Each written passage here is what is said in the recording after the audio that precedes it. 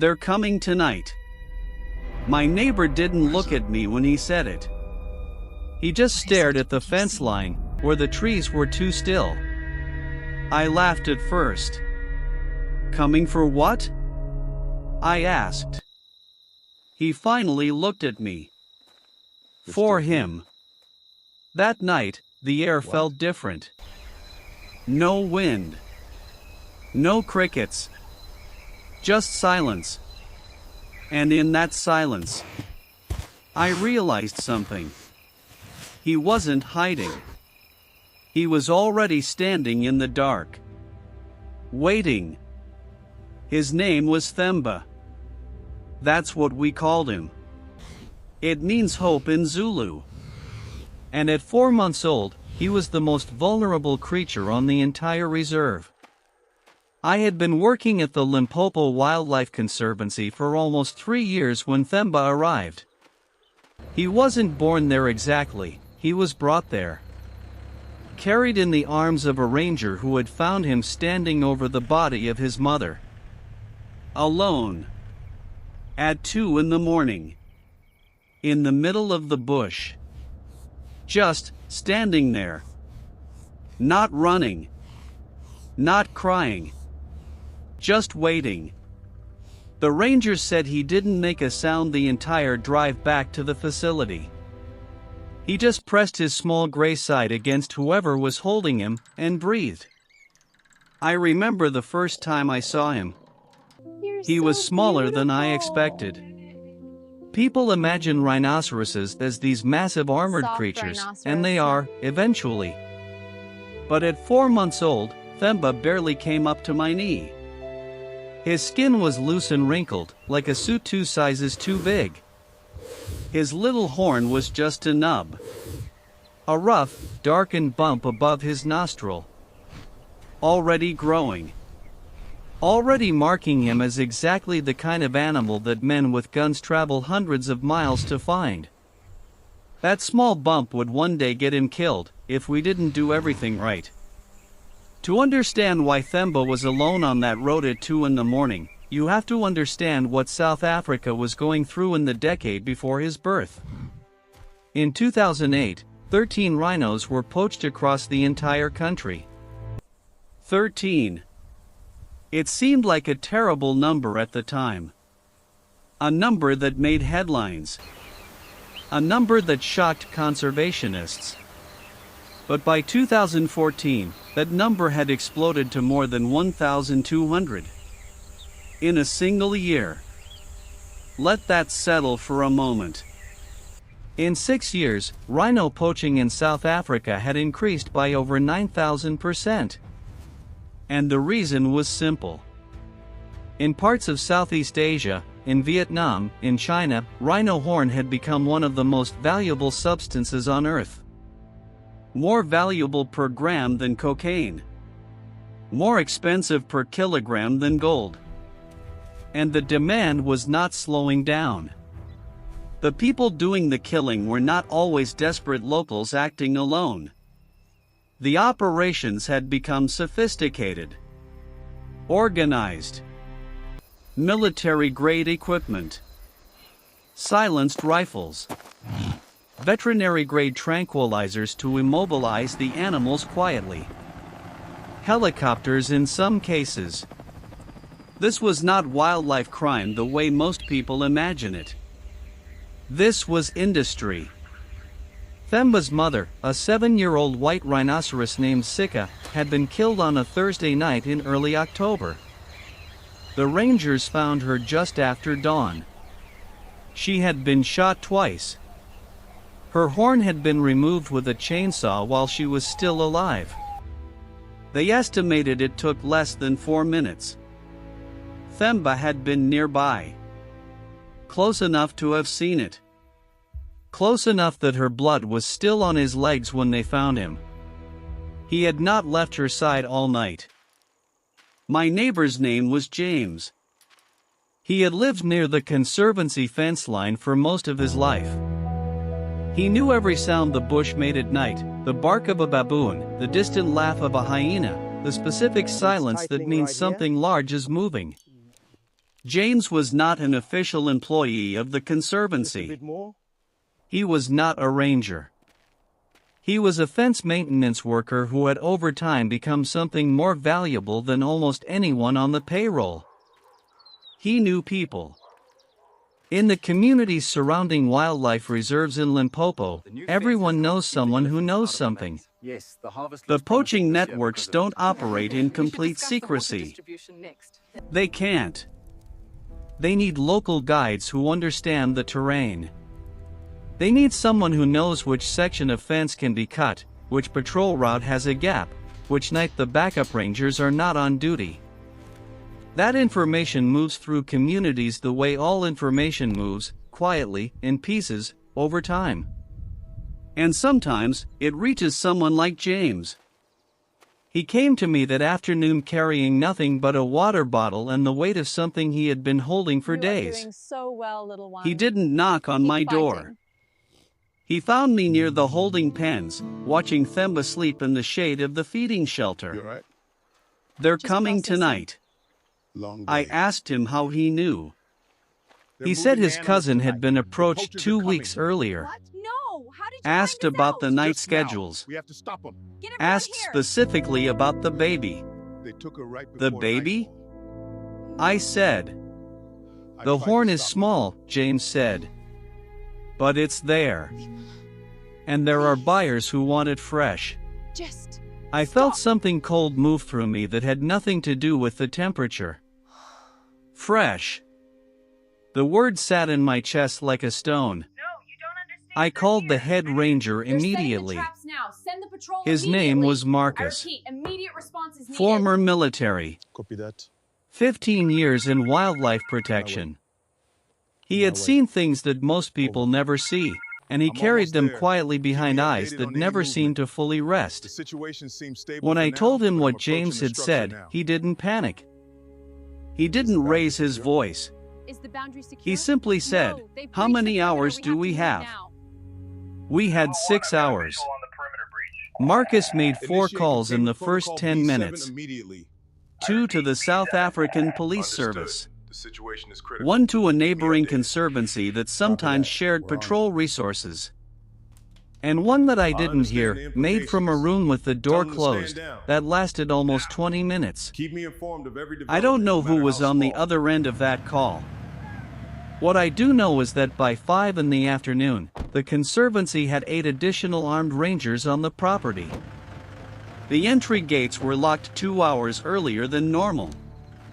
2 vehicles were positioned along the eastern fence line, which James had identified as the most likely point of entry. And Themba. Themba was moved from his usual sleeping pen to an interior holding room, further from the fence, with 2 guards stationed outside his door. I went to check on him before the sun went down. I'm here. He looked up when I came in. His small ears rotated toward me like satellite dishes, reading me. Rhinos have poor eyesight but extraordinary hearing. Little one, it's okay. He couldn't see me clearly from across the room, That's but he right. knew my Careful footstep. now. He knew the rhythm of how You're I safe walked. now, little one. He came got toward you. me, slow and trusting, and pressed his forehead against my hand. I stood there in that small room with the last light coming through a narrow window high on the wall, and I thought about Sika. His mother. 7 years old. Standing somewhere in that same darkness not long ago, doing exactly what he was doing now, not knowing. Not seeing it coming. I thought about the chainsaw. I stayed with him until the light was completely gone. They came at 11:47.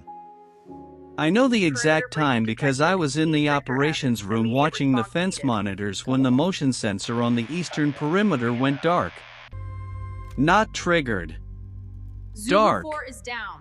Someone repeat, had Zulu 4 is disabled down. it. Do you copy? Which meant they had either been watching the Conservancy long security enough breach to in know Sector where the 7. sensors were, or they had help from the inside. Repeat, Sector 7. Neither thought made me feel better. Marcus was already on the radio. Coordinates verified here. His voice was steady. Copy Level. That. Proceed on my mark. The kind of calm that isn't natural and isn't pretended, it's trained. Move, move. built over years of standing in exactly this kind of darkness and choosing not to fall apart. 3 individuals confirmed at Eastern Fence, one of the patrol units reported. Armed. Moving toward the interior. They were not running. That was the detail that stayed with me when I heard it. They were walking. Professionals don't run. Running makes noise, burns energy, and signals panic. Professionals walk with purpose through the dark, knowing exactly where they're going, because they've already been told. The Rangers intercepted them less than 400 meters from the fence line. There were gunshots. I heard them from the operations room, faint and flat in the night air, like something being dropped. 3 shots. Then silence. Then the radio crackled with Marcus's voice. All 3 individuals detained. No casualties on our side. I realized I had been holding my breath. Chapter 6, What Was Left in the Dark. The 3 men were arrested that night and handed to South African police. 2 were from a town 40 kilometers east of the Conservancy. The 3rd was from much further away, a city man, the investigators said later. Someone connected to the broader trafficking network. But as the police were processing the scene, one of the Rangers found something that changed the entire picture. Near the fence line, just beyond where the poachers had entered, they found a 4th set of footprints. Leading away. They're not alone. Someone had been with them. Someone who had walked to the fence but not crossed it. Trails. Someone who had watched them go in and then left. James was not at his home when they went to check. I don't know if James had warned us because he genuinely wanted to protect Themba, or because something had shifted in the arrangement he had with the people who came that night. I don't know if his conscience led him to me that afternoon, or if he had already decided to disappear before anyone could ask. I've thought about it many times since. The investigators eventually concluded that James had been part of the initial planning. That he had provided information about the facility layout, the patrol schedules, Themba's location. And that at some point, days before, maybe hours before, something had made him change direction. They never found him. I have chosen to believe that whatever made him knock on my fence that afternoon was real. That whatever he felt when he looked at Themba through the wire was enough. Maybe that's naive. Maybe it's not. When the sun came up over the Limpopo bush the next morning, everything looked the same. The acacia trees stood flat and dry against the orange light. The guinea fowl were already moving through the short grass near the eastern gate, pecking at nothing in particular, indifferent to everything that had happened in the dark. I went to Themba's room before breakfast. He was awake, standing near the back wall, his small tail flicking at nothing. When he heard me come in, his ears swiveled. He turned his head. He came to me. I sat down on the floor of that small room and let him rest his heavy gray head in my lap. He was so warm. That's the thing people don't expect about rhinos, the warmth of them. The solidity. He weighed more than 300 kilograms by then, and he placed that weight against me with complete trust. Outside, Marcus was filing reports. The police were taking statements. The Conservancy's board was on the phone with insurance and legal counsel. All of that would continue for weeks. But in that room, in that specific morning, none of it existed. Soft rumble. There was just the weight of him. The sound of his breathing. The dried mud on his ear. The small, rough nub of the horn that men had come in the night to take. I thought about his mother. About the 4 minutes. And I thought, this is what it costs. Not money. Not fences. Just the 2 of us. Not rangers and guns and motion sensors. It costs this. The weight of a living thing deciding to trust you. You grew into And a you magnificent deciding, every creature, single Themba. day, that you are going to Worth be the worth wait. it. Themba is older now. He is no longer the small, loose-skinned creature who pressed his forehead against my hand in the half-light. He weighs close to 1.5 tons. His horn is real now, long and curved and pale at the tip. He has been moved twice since that night, each time to a more secure facility as the threats against him evolved. He is alive. But here is what the morning after a poaching attempt does not tell you.